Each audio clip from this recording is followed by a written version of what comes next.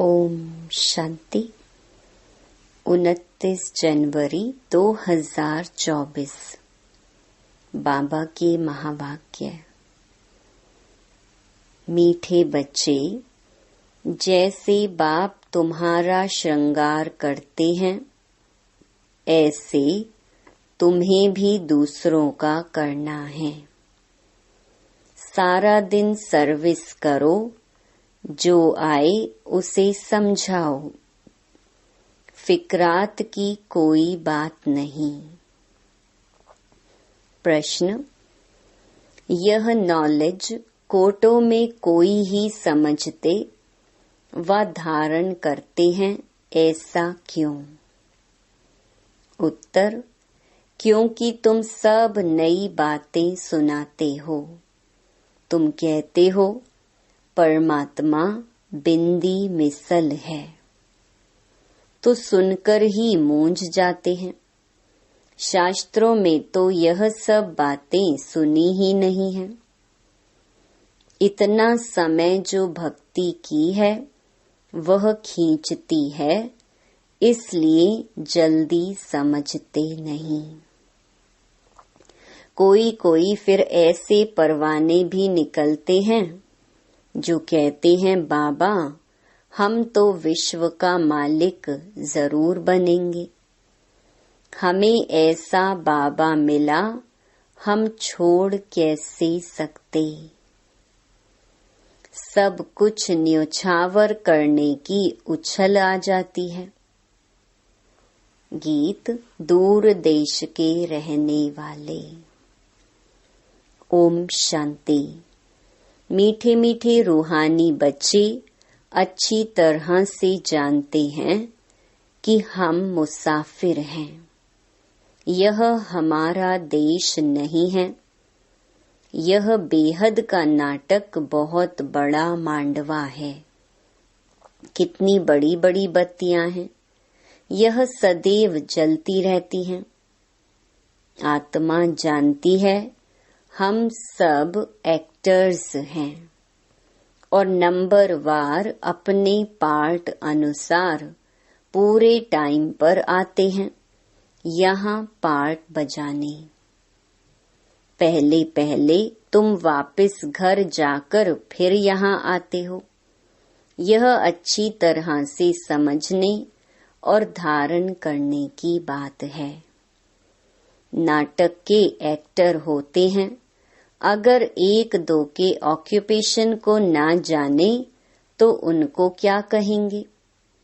Drama के आदि मध्य अंत को जानने से तुम यह बनते हो। तो यह पढ़ाई सबसे न्यारी हुई। बाप बीज रूप है, नॉलेज फुल है। जैसे वह कॉमन बीज और झाड़ होते हैं, उनको जानते हो ना। पहले पहले छोटे छोटे पत्ते निकलते हैं, फिर बड़े होते होते झाड़ कितना वृद्धि को पाता है। कितना समय लगता है। तुम्हारी बुद्धि में यह ज्ञान है। बाप तो एक ही बार आते हैं। मीठे मीठे बच्चे, यह अनादि अविनाशी ड्रामा है। बाप है स्वर्ग का रचयिता, हेवनली गॉड फादर। हेवन स्थापन करने बाप को आना पड़ता है। गायन भी है दूर देश का रहने वाला, आया देश पराई। यह रावण राज्य पराया है। रावण राज्य में राम को आना है।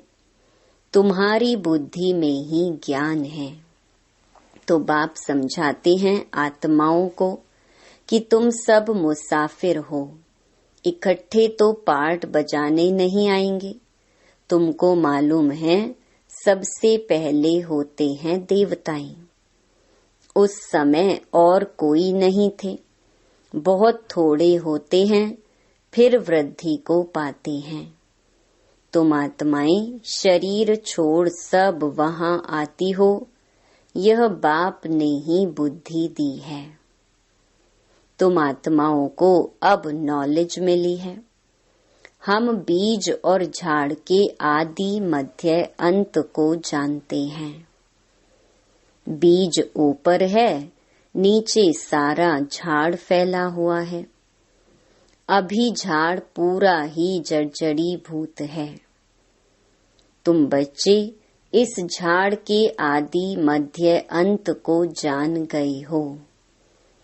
आगे ऋषि मुनियों से पूछते थे कि रचता और रचना के आदि मध्य अंत को जानते हो, तो नेति नेति कह देते थे।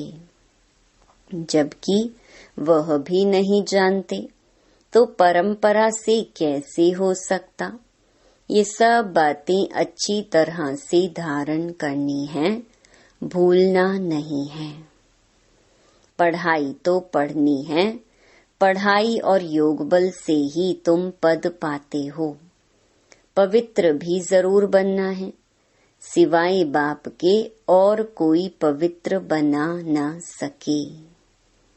विनाशी धन दान करते तो राजाई कुल में अथवा अच्छे कुल में जन्म लेते हैं।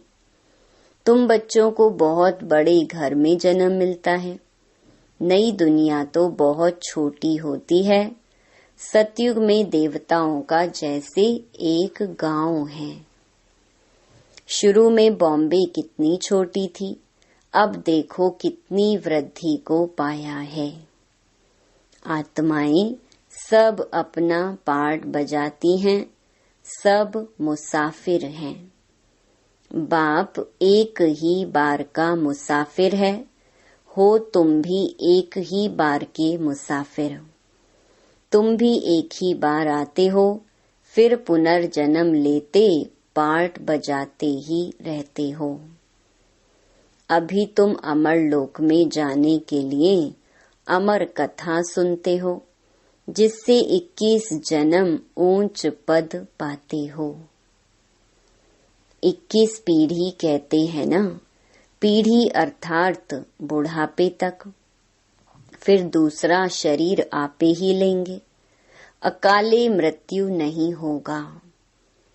वह है ही अमर लोक, काल का नाम नहीं। अचानक मृत्यु होती नहीं, तुम एक शरीर छोड़ दूसरा लेते हो। दुख की कोई बात नहीं। सर्प को दुख होता होगा क्या? और ही खुशी होती होगी। अभी तुमको आत्मा का ज्ञान मिलता है, आत्मा ही सब कुछ करती है। आत्मा में ही बुद्धि है, शरीर तो बिल्कुल अलग है।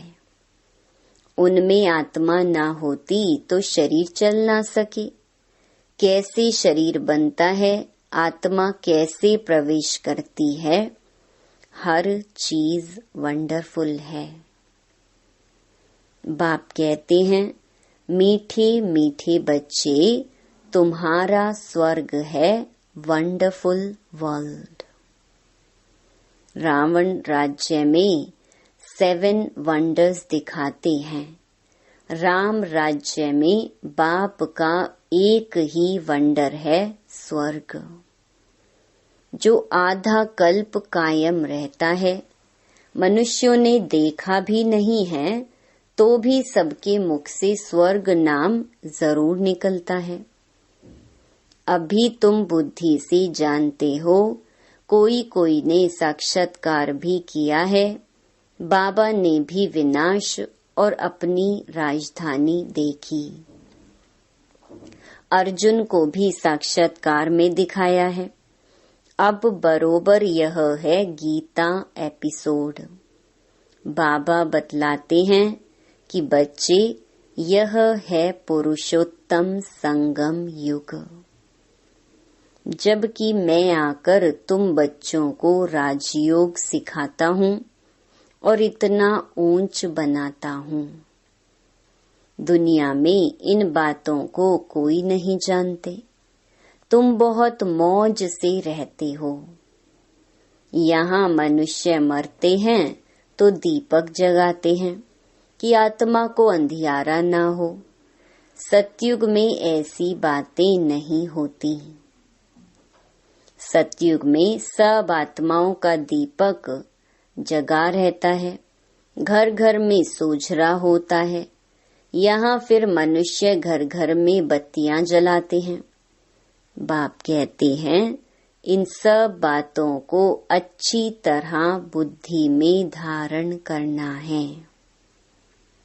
बाप और राजधानी को याद करते रहो। तुम जानते हो इतना समय हमने राजाई की। जो बहुत समय के बिछड़े हुए हैं उन्हों से ही बाप बात करते हैं, पढ़ाते हैं। बच्चे जानते हैं इस समय की बातों के ही त्योहार मनाते हैं। शिव जयंती भारत में ही मनाते हैं। शिव है ऊंचे ते ऊंच भगवान। वह भारत में कैसे आते हैं उसने खुद बताया है कि मुझे प्रकृति का आधार लेकर आना पड़ता है, तब तो बोलते हैं। नहीं तो बच्चों को ज्ञान श्रृंगार कैसे कराएं। अब तुम्हारा श्रृंगार हो रहा है, तुम फिर दूसरों का करा रहे हो मनुष्य से देवता बनने का। यह है बहुत सहज, परंतु मनुष्यों की बुद्धि ऐसी डल हो गई है जो कुछ भी समझते नहीं। टाइम लेते हैं। तुम प्रदर्शनी में सब बातें समझाते हो, जो आया जैसे समझाया, सब ड्रामा। फिक्रात की कोई बात नहीं। बच्चे कहते हैं बाबा माथा बहुत मारते हैं, निकलता कोटों में कोई है। सो तो होगा। तुम कहते हो परमात्मा बिंदी है। शास्त्रों में ऐसी बात है नहीं, इसलिए मूंझ पड़ते हैं। तुम भी पहले नहीं मानते थे। कोई कोई को तो 2 वर्ष भी समझने में लगे। चले जाते हैं फिर आते हैं। इतना सहज भक्ति छूटती नहीं है। वह अपनी ओर खींचती है। यह भी ड्रामा में पार्ट है। सिवाय तुम ब्राह्मणों के और कोई नहीं जानते। विराट रूप का भी अर्थ समझा है। यह है तुम्हारी बाजोली। तुम चक्र लगाते हो, इनको विराट नाटक कहा जाता है। इनका भी तुमको ज्ञान है। उन कॉलेजों में तो क्या क्या पढ़ते रहते हैं, यहाँ वह बात नहीं। साइंस वृद्धि को पाती रहती है, उनसे विनाश होना है। अभी भल तुम समझाएंगे, परंतु विरला कोई मिलेगा जो कहेगा यह तो बहुत अच्छी बात है, यह तो रोज समझाना चाहिए। कितना भी काम हो परंतु कहेंगे हमको तो बाबा से वर्षा जरूर लेना है। यह तो अथाह अनगिनत कमाई है।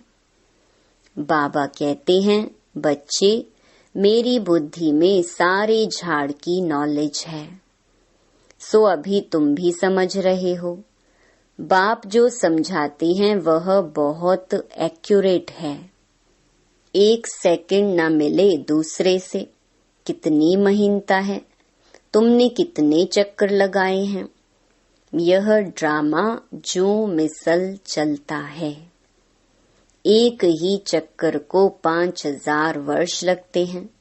उसमें सारा खेल चलता है। उनको ही जानना है।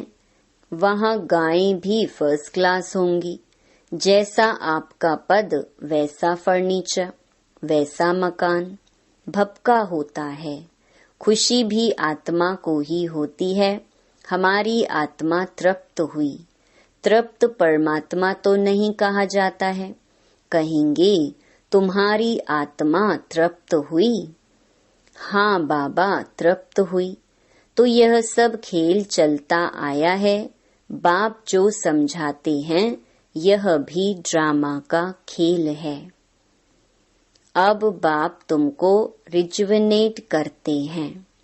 तुम्हारी काया कल्प वृक्ष समान बन जाती है।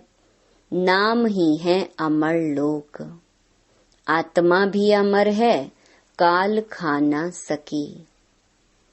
बाबा तुम्हारी आत्माओं से बात करते हैं। अकाल आत्मा जो इस तख्त पर बैठी है, उनसे बात करते हैं। आत्मा इन कानों से सुनती है। हम आत्माओं को ही बाप पढ़ाने आई हैं। बाप की दृष्टि हमेशा आत्माओं पर रहती है। तुमको भी बाप समझाते हैं, हमेशा भाई भाई की दृष्टि रखो। भाई से हम बात करते हैं, फिर क्रिमिनल दृष्टि ना जाए। यह प्रैक्टिस बहुत अच्छी चाहिए। हम आत्मा हैं, हमने इतने जन्म ले पार्ट बजाया है। हम पुण्य आत्मा थे, हम ही पवित्र आत्मा बने हैं। सोने में ही खाद पड़ती है। जो आत्माएं पिछाड़ी को आएंगी, उनको क्या कहेंगे? कुछ % सोने का होगा। भल पवित्र होकर जाते हैं, परंतु पावर तो कम है ना। 1-2 जन्म करके लिया, इससे क्या हुआ? बाबा जो मुरली चलाते हैं, वह है खजाना। जब तक बाप दे, तब तक तुम बाप को याद करते रहो। याद से ही तुम एवर हेल्थी बनते हो। चुप होकर बैठने से भी बहुत फायदा है। मन मना भव, इसका अर्थ भी कोई नहीं जानते।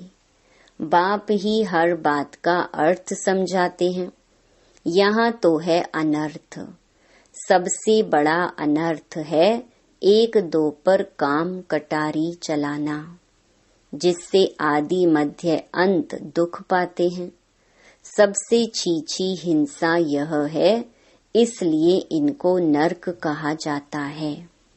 स्वर्ग और नर्क का भी कोई अर्थ नहीं समझते। वह है नंबर 1, नर्क है नंबर लास्ट। तुम जानते हो, हम इस विश्व नाटक के एक्टर्स हैं। तुम नेति नेति नहीं कहेंगे।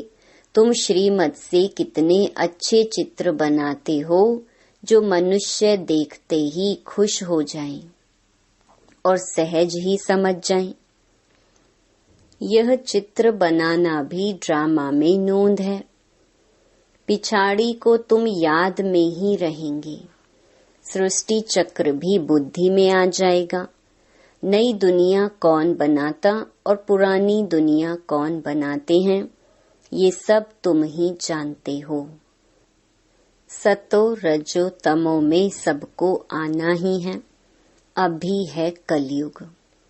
यह किसको पता नहीं कि बाप आकर हमको स्वर्ग का मालिक बनाएंगे। किसके ख्याल में भी नहीं आता। तुमको तो अभी सारी सृष्टि के आदि मध्य अंत की नॉलेज है। रचयिता बाप इसमें बैठ समझाते हैं कि मैं तुम आत्माओं का बाप हूँ, बेहद का टीचर हूँ। यह संगम युग है, पुरुषोत्तम युग। सतयुग और कलयुग को पुरुषोत्तम नहीं कहेंगे।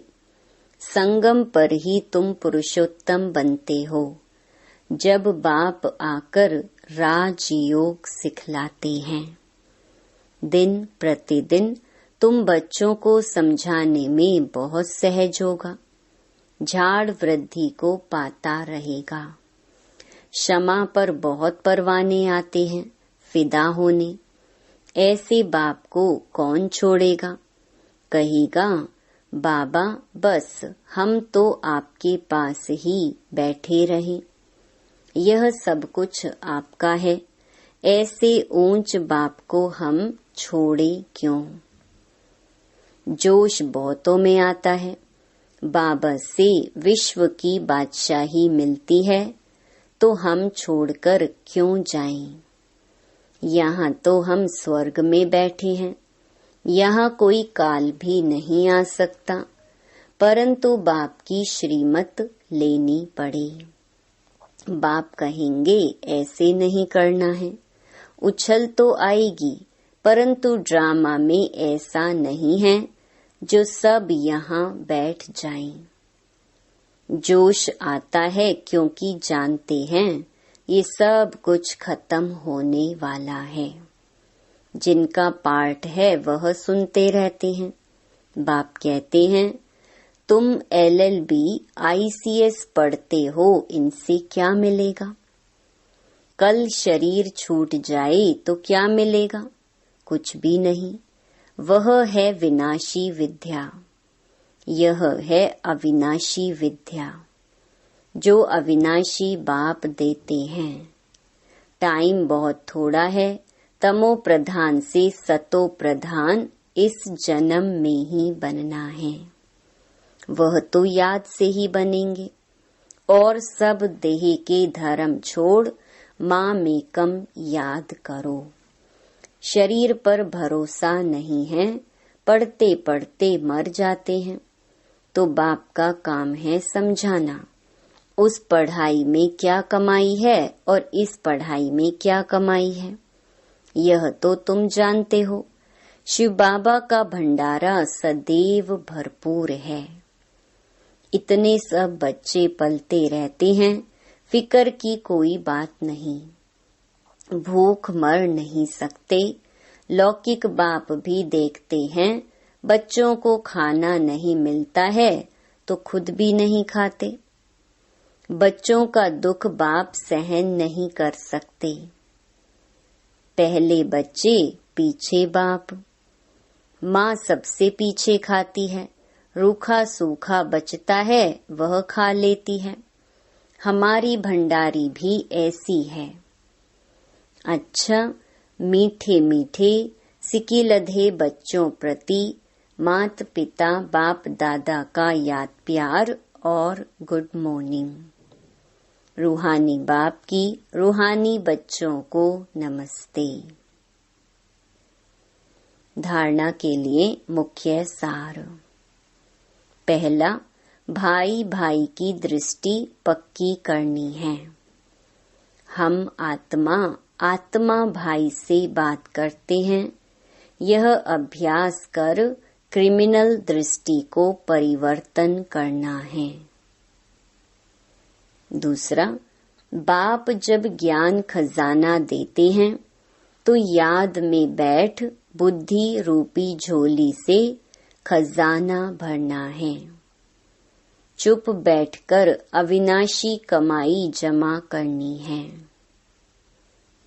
वरदान, आत्मिक मुस्कुराहट द्वारा चेहरे से प्रसन्नता की झलक दिखाने वाले विशेष आत्मा भव।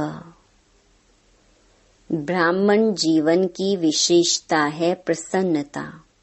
प्रसन्नता अर्थात आत्मिक मुस्कुराहट। जोर जोर से हंसना नहीं, लेकिन मुस्कुराना। चाहे कोई गाली भी दे रहे हो तो भी आपके चेहरे पर दुख की लहर नहीं आई। सदा प्रसन्न चित्त। यह नहीं सोचो कि उसने 1 घंटा बोला, मैंने तो सिर्फ 1 सेकंड बोला। सेकंड भी बोला या सोचा, शक्ल पर अप्रसन्नता आई तो फेल हो जाएंगे। 1 घंटा सहन किया, फिर गुब्बारे से गैस निकल गई। श्रेष्ठ जीवन के लक्ष्य वाली विशेष आत्मा ऐसे गैस के गुब्बारे नहीं बनती। स्लोगन, शीतल काया वाले योगी स्वयं शीतल बन दूसरों को शीतल दृष्टि से निहाल करते हैं। अव्यक्ति साइलेंस द्वारा डबल लाइट फरिश्ता स्थिति का अनुभव। जैसे साइंस वाले रेत में भी अनाज पैदा कर देते हैं, ऐसे आप साइलेंस द्वारा धरणी का परिवर्तन करो। इसके लिए शुभ भावना संपन्न बनो। ब्रह्मा बाप को फॉलो करो। साइलेंस की शक्ति से किसी भी आत्मा की वृत्ति दृष्टि का परिवर्तन कर दो। जैसे क्रोध अज्ञान का शक्ति है, ऐसे ज्ञान की शक्ति शांति है, सहन शक्ति है। अभी इन गुणों को अपना संस्कार बना लो तो डबल लाइट फरिश्ता सहज बन जाएंगे। ओम शांति।